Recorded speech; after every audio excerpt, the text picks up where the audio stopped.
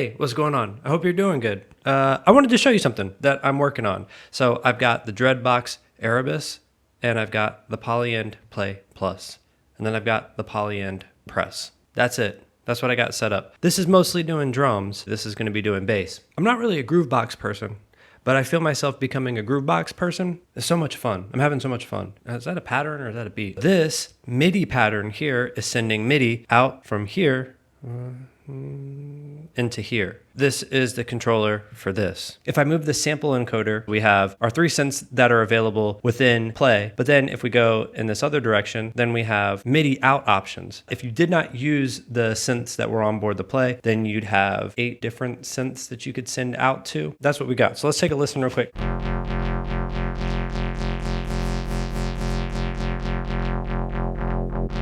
And what I've been thinking about doing is detuning this a fifth. So 7 semitones up, right? I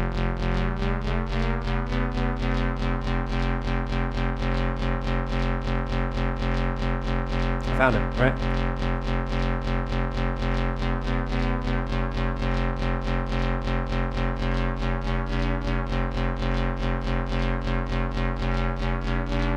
Here's sort of the idea that I'm working out. You just have to bear with me. I'm not good at this.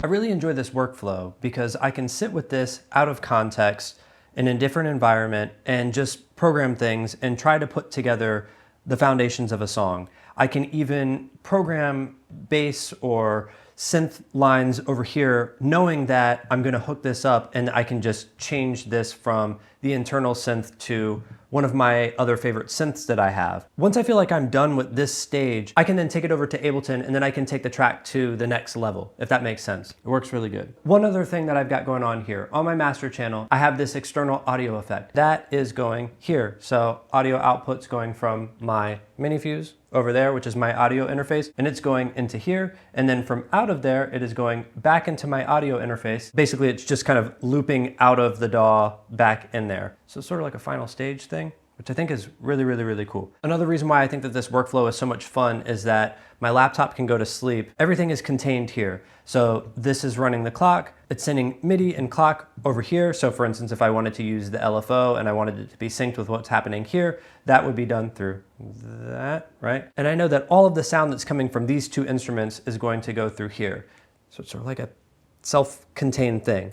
And then I can sort of dial this in and get it to sound as good as I can without even looking at my computer. And then once I feel like I've sort of hit a wall and that's like as far as I can go, I can't make it any better, then I can go ahead and record this into Ableton with all of its individual tracks, and then I can, you know what I'm saying?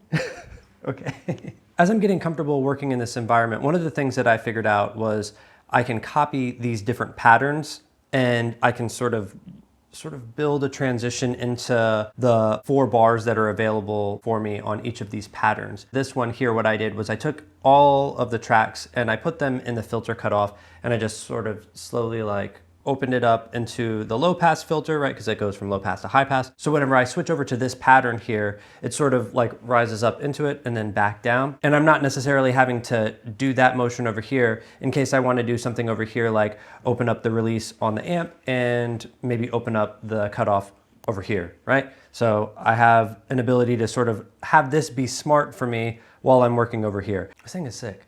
I feel like what I'm probably going to end up doing is swapping this out with every one of my other synths and just sort of seeing how it plays with each one. I'll be right back. I'm back. I think that this is probably going to be the ideal setup. I think the ultimate companion for this is going to be this. I learned how the synths on this work through this, the 3 available synths there, or 8 voices of synths there, and then 8 voices worth of synthesizer over here, plus all of the interesting chord stuff that it does over here, I think that this is going to be like, this is all you would need. I think that's all you need. This. I've heard some people sort of like, ooh, the synths are okay. They're all right. Like, they sound really good to me. I think they're sick. So, but hey, who am I? I'm just some guy. All right, that's it for now. Let me know if you would be interested in seeing me pair this with any of the other devices that I have, like the Nord drum or something like that. I'm sure I'll probably do that at some point. Listen, I have a Patreon and we have a Discord server. There's 3 of us over there. You could be number 4. We talk about gear and stuff like that. And if you would like to join, I'd be grateful for that. But if not, that's cool too. I have music on Bandcamp. I have all kinds of music on Bandcamp. So if maybe you don't like Patreon, you can support me over there. And if you don't like Bandcamp, then that's fine too. Hey, I'll talk to you later. Bye.